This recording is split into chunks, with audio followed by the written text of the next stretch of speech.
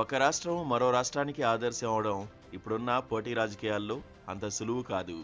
దేశ విదేశీ పెట్టుబడులను ఆకర్షించడంలో రాష్ట్రాల మధ్య పోటీ ఇంత అంతా అని చెప్పలేం. గతం తాలూకు ఘనతల గురించి చెప్పుకునేటప్పుడు కూడా ఒక మెట్టు పైనే ఉండేట్లుగా ప్రతి రాష్ట్రము ప్రయత్నిస్తుంది. ఇక తమ గడ్డ మీద వ్యాపార అనుకూలతల గురించి, వాటిని అద్భుతంగా ప్రోత్సహించే తమ ప్రభుత్వ విధానాల గురించి ఏ రాష్ట్రమైనా సొంత గొప్పలు చెప్పుకుంటుందే తప్ప మరో రాష్ట్రంపై ప్రశంసా ప్రవచనాలు పలకదు. ఇదంతా ఆరోగ్యకరమైన పోటీనే అనుకుందాం. ప్రచారంలో ముందుండి పెట్టుబడులను ఆకర్షించడం సహజమే అనుకుందాం. కానీ దీనికి భిన్నంగా ఒక రాష్ట్రం ఇప్పుడు అందరికీ ఆదర్శప్రాయమైపోయింది. ఇటీవల అందరూ ఆ రాష్ట్రం వైపే చూస్తున్నారు, దాన్నే అనుసరించాలని ప్రయత్నిస్తున్నారు. విద్య, ఉద్యోగ, రిజర్వేషన్ల విషయంపై 100 ఏళ్ల క్రితమే ఒక చరిత్ర సృష్టించిన తమిళనాడు ఇప్పటికీ ఏదో రకంగా ఆ ఒరవడిని కొనసాగిస్తూనే ఉంది. పెద్ద రాష్ట్రాల్లో ఎక్కడా లేని విధంగా దాదాపు 4 దశాబ్దాల నుంచి 69% రిజర్వేషన్లను అమలుపరుస్తూ ఉండడమే దీనికి నిదర్శనం. ఆ అంకెలకు దగ్గరగా ఉండాలనే రాష్ట్రాలకు ఇప్పుడు తమిళనాడు ఆదర్శంగా మారింది. ఎక్కువ శాతం రిజర్వేషన్లను అమలుపరచడమే కాకుండా వాటిని సర్వోన్నత న్యాయస్థానం సమీక్షకు దూరంగా రాజ్యాంగంలోని 9వ షెడ్యూల్లో పెట్టించడంలో కూడా తమిళనాడు సఫలమైంది. మరాఠాలకు రిజర్వేషన్లను కల్పించడానికి మహారాష్ట్ర చేసిన ప్రయత్నాలకు, 2023లో కులగణన జరిపి బీహార్ చేపట్టిన చర్యలకు తమిళ రిజర్వేషన్లే ప్రేరణ. కులగణనకు అసెంబ్లీలో తీర్మానాన్ని ఆమోదించి 100 కోట్లు ఖర్చుపెట్టి కులాల జనాభాతో పాటు విద్య, ఉద్యోగాలు, ఆర్థిక వివరాలు సేకరించిన అనంతరం రిజర్వేషన్లను పెంచుతూ బీహార్లో చట్టం చేసిన హైకోర్టు కొట్టివేసింది. సుప్రీంకోర్టుకు ఎక్కినా ఊరట దక్కలేదు. ఆర్థికంగా బలహీన వర్గాలకు కేంద్ర ప్రభుత్వం కల్పించిన 10% రిజర్వేషన్లతో సుప్రీంకోర్టు గతంలో నిర్దేశించిన 50% రిజర్వేషన్ల పరిమితికి అడ్డంకి తొలగిపోయిందనే వాదనకు ఆమోదం లభించలేదు. రిజర్వేషన్లు 50%కి మించి పెంచడానికి చాలా రాష్ట్రాల్లో చేసిన ప్రయత్నాలకు ఏదో ఒక స్థాయిలో న్యాయస్థానాలు నిలువరించాయి. మహారాష్ట్ర, బీహార్తో పాటు రాజస్థాన్, హర్యానా, జార్ఖండ్, ఛత్తీస్గఢ్లు ఈ పరిస్థితిని ఎదుర్కొన్నాయి.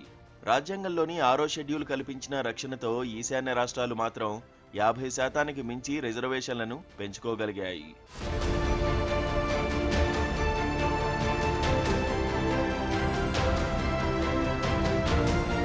1992లో ఇచ్చిన మండల్ తీర్పును సుప్రీంకోర్టు పునఃసమీక్షించినంత వరకు రిజర్వేషన్లను 50%ని దాటించడం సాధ్యం కాదు.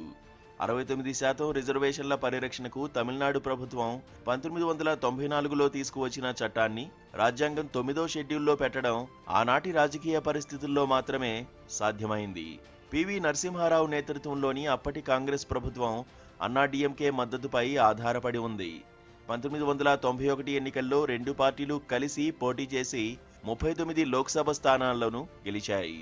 అదొక అసాధారణ రాజకీయ సన్నివేశం. అందుకే తమిళనాడు ఒత్తిడి ఫలించింది. ఆ తర్వాత అలాంటి ఒత్తిడి కేంద్రానికి ఎదురుకాలేదు.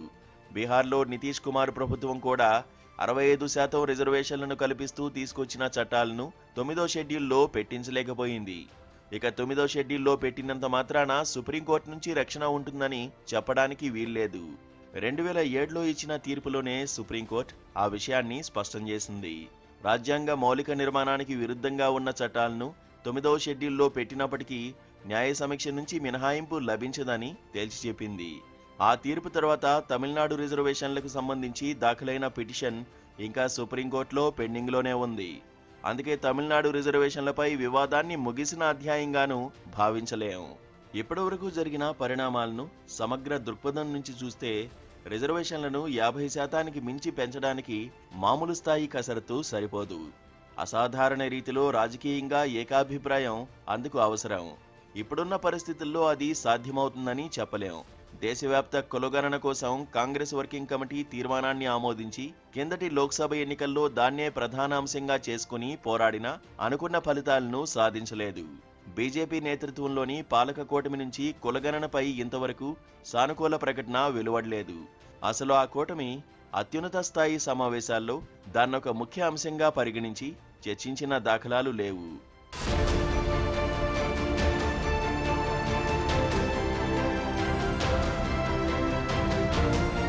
రిజర్వేషన్లను రాజకీయ లాభనష్టాల ఎత్తుగడల్లో భాగంగా మార్చడంలో పార్టీలన్నిటి పాత్ర ఉంది.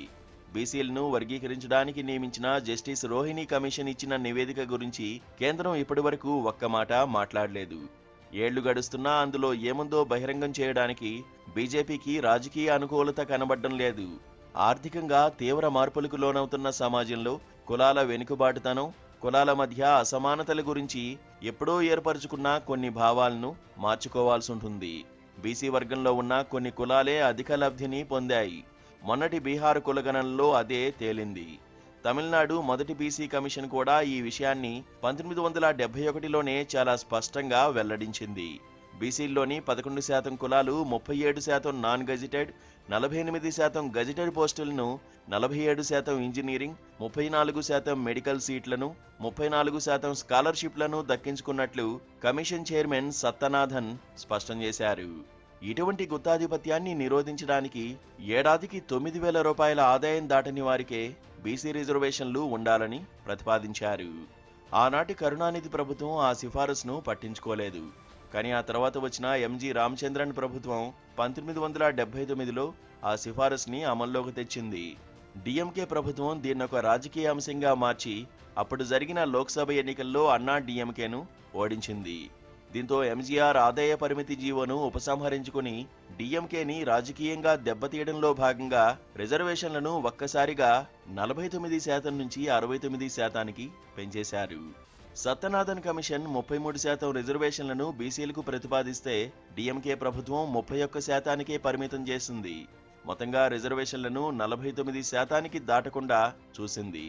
కానీ 1980 నాటి లోక్సభ ఎన్నికల ఫలితాలు రిజర్వేషన్ల శాతాన్ని ఎక్కడికో తీసుకువెళ్లాయి. కమిషన్ తాజా అధ్యయనం లేకుండా, గణాంకాలతో అవసరాన్ని నిరూపించకుండా రిజర్వేషన్లను తమిళనాడులో అకస్మాత్తుగా పెంచారు. కారణమేదైనా ఒకసారి పెంచిన తర్వాత రిజర్వేషన్లను తగ్గించడం చాలా కష్టం.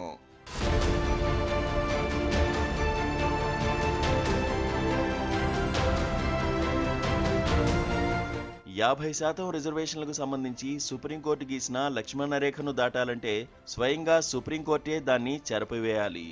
అది సాధ్యం కానప్పుడు పార్లమెంటే ఆ రేఖ విషయంలో ఒక విధానాన్ని రూపొందించాలి.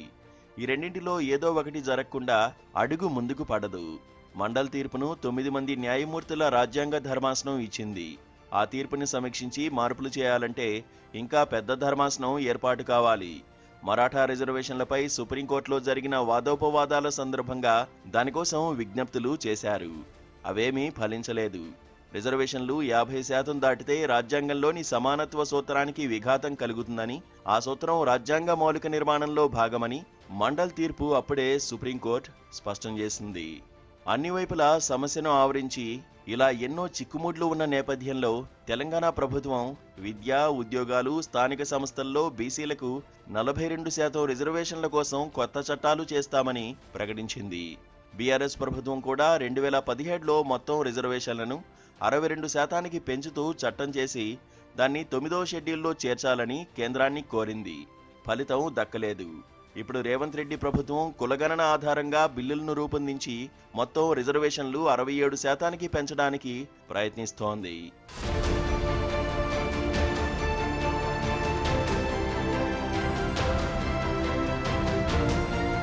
ఇక్కడొక విషయాన్ని స్పష్టంగా చెప్పుకోవాలి. బీహార్లో రిజర్వేషన్లను పెంచడానికి ముందు ఏ కులానికి ఎన్ని ఉద్యోగాలు దక్కాయో తెలిపే సమాచారాన్ని ఎంతో కొంత బహిరంగపరిచారు. తెలంగాణ ప్రభుత్వం ఆ పార్టీ సమాచారాన్ని కూడా వెల్లడించలేదు. మార్చి మొదట్లోనే బిల్లులు ప్రవేశపెడతామని చెప్పినా ఇంతవరకు ఎస్సీ, ఎస్టీ, బీసీ, ఓసీల స్థూల జనాభా శాతాలను మాత్రమే ప్రకటించారు.